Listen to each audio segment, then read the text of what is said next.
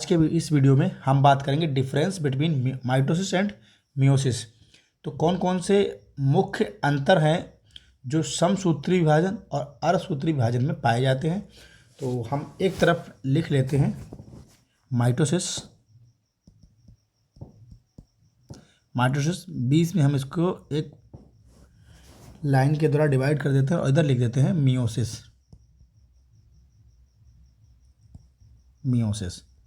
तो मियोसिस में सबसे पहले जो अंतर आएगा, सबसे पहला जो अंतर आएगा वो होता है कि जो माइटोसिस होता है, यानी जो माइटोसिस डिवीजन है वह ऑर्गेनिज्म की सोमैटिक सेल्स में होता है। सोमैटिक सेल्स में होता है। सबसे प्रमुख जो अंतर है वो माइटोसिस का है। यह जो जीवों की है सोमैटिक सेल्स को हम लोग कायिक कोशिकाएं कहते हैं।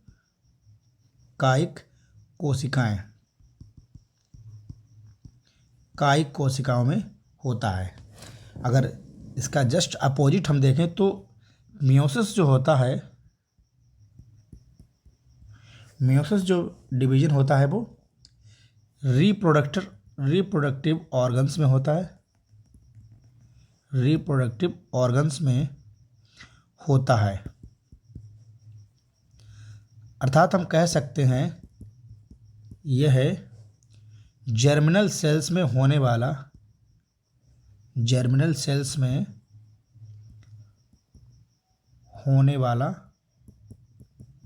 विभाजन है। दूसरी अगर हम इसका अंतर देखें,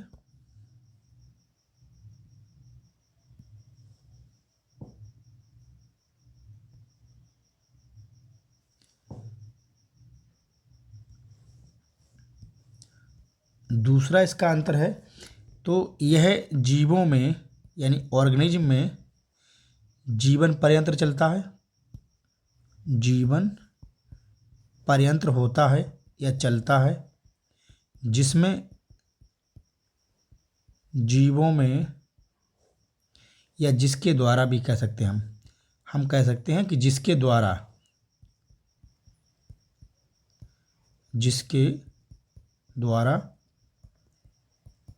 जीवों में वृद्धि एवं विकास होता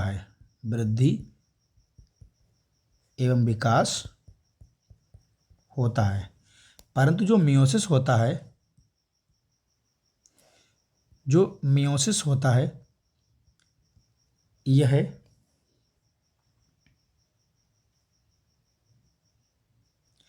गैमेटोजेनेसिस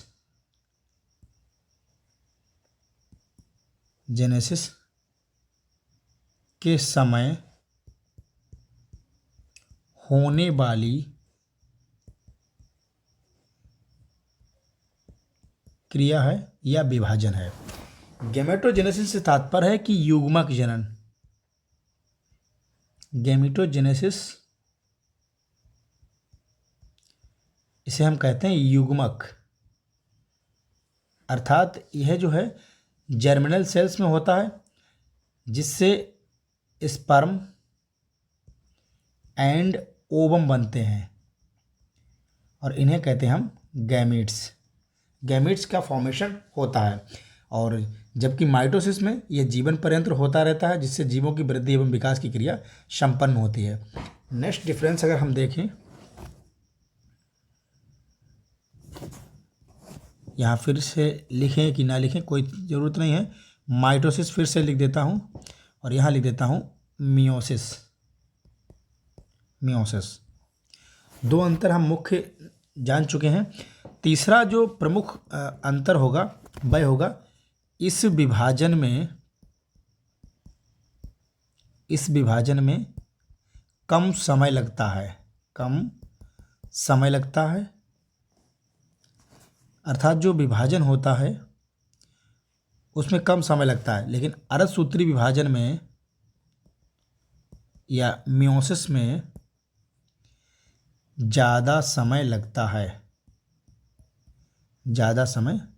लगता है। यहाँ कम समय है तो यहाँ ज़्यादा। देखिए, अंतर याद करने का सबसे अच्छा तरीका होता है कि एक जो होगा वो दूसरे का अपोजिट ऑलवेज होता है। तो चौथा जो जानेंगे कि इस विभाजन में दो डॉटर सेल्स बनती हैं। दो डॉटर सेल्स का निर्माण होता है तथा इनमें जो भी डॉटर सेल्स बनेंगी इनमें क्रोमोसोम्स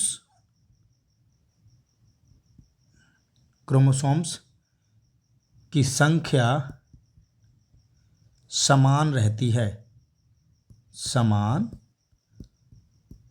है। अर्थात यदि इनके पेरेंट सेल के पास 2n क्रोमोसोम्स हैं तो इस विभाजन के उपरांत दो सेल्स बनेगी और उनके पास भी कौन सा क्रोमोसोम्स होगा तो समान होगा, यानी 2n ही क्रोमोसोम्स उनमें भी पाया जाएगा। परंतु अगर हम बात करें मियोसिस की, तो मियोसिस में विभाजन के उपरांत 4 डॉटर सेल्स बनती हैं। 4 डॉटर सेल्स बनती हैं और यह विभाजन meiosis first and meiosis second में पूर्ण होता है।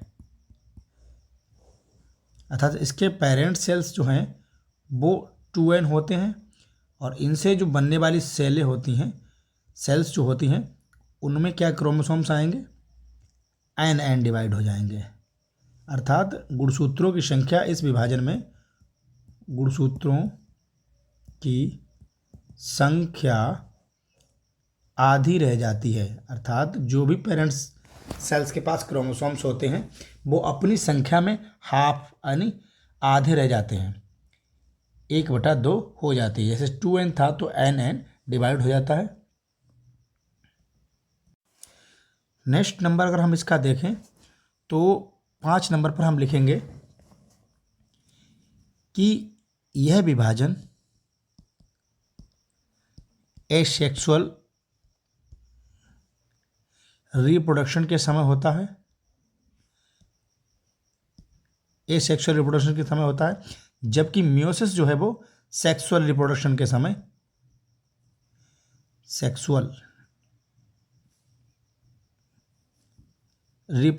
समय होता है। और यह विभाजन सभी कोशिकाओं में होता है। यह विभाजन सभी प्रकार की कोशिकाओं में होता है, सभी प्रकार की सेल्स में होता है, सेल्स में पाया जाता है, जबकि मियोसिस केवल रिप्रोडक्टिव सेल्स में होने वाला विभाजन है। रिप्रोडक्टिव सेल्स में होने वाला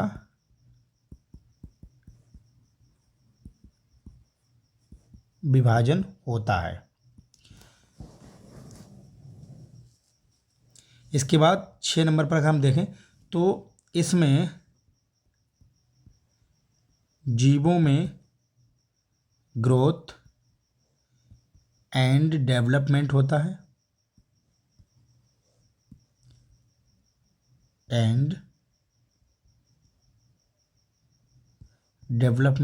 है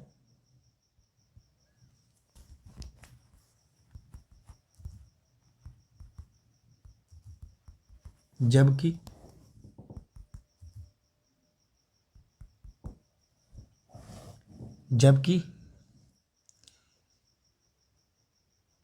इससे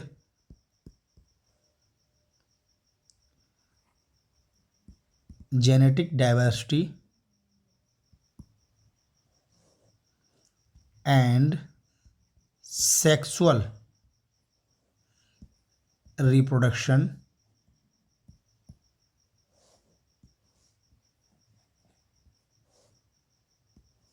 सेक्सुअल रिप्रोडक्शन होता है।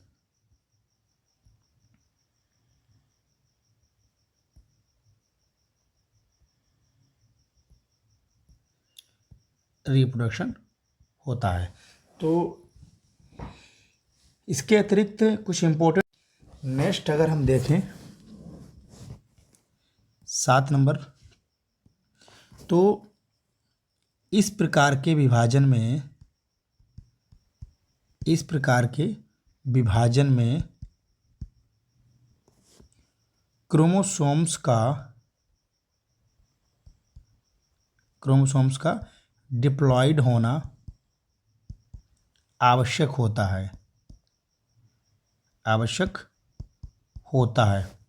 परंतु इस अवस्था में अर्थात मियोसिस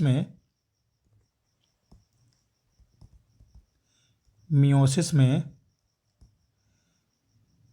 क्रोमोसोम्स का डिप्लॉयड होना आवश्यक नहीं होता है।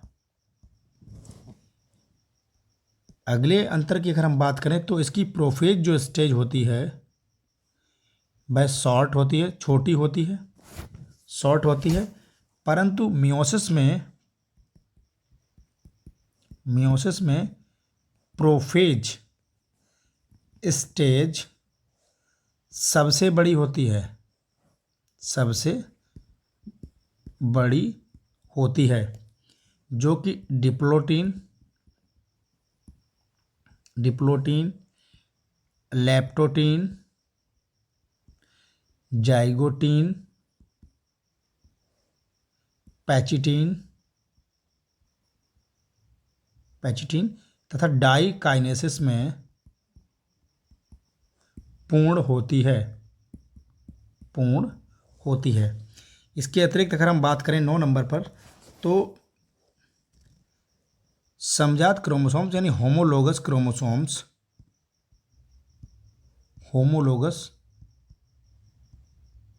क्रोमोसोम्स सिनेप्सिस प्रदर्शित करते हैं। सिनेप्सिस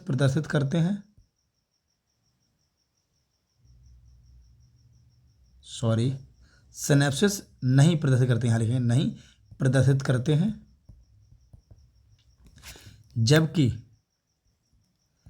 जबकि सिनेप्सिस इस अवस्था में प्रेजेंट होती है।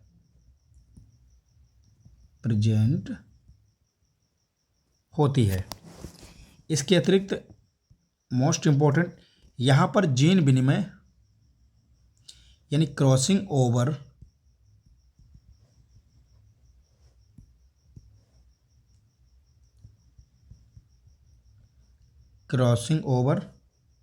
एब्सेंट होता है, यानी क्रॉसिंग ओवर जो है एब्सेंट होता है,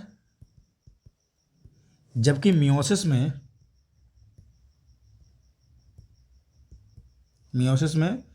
क्रॉसिंग ओवर पैचिटीन अवस्था में पाया जाता है। पैचिटीन अवस्था में होता है। तो ये कुछ प्रमुख अंतर थे जो कि मियोसिस एंड माइटोसिस में पाए जाते हैं। अंत में हम देखेंगे कि जो माइटोसिस की खोज की थी 11 नंबर पर, माइटोसिस की खोज वाल्टर फ्लेमिंग ने की थी। वाल्टर फ्लेमिंग के द्वारा की गई थी, जबकि मियोसिस की खोज ऑस्कर हर्टविग के द्वारा की गई थी। और अंतिम देखते हैं तो समसूत्री विभाजन में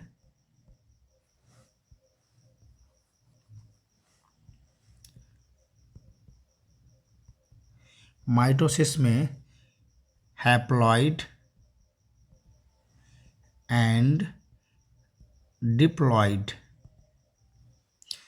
दोनों प्रकार की सेल्स विभाजित होती हैं जबकि मियोसिस में केवल ओनली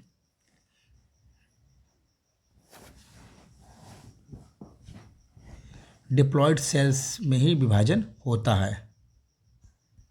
डिप्लॉइड सेल्स में ही विभाजन होता है।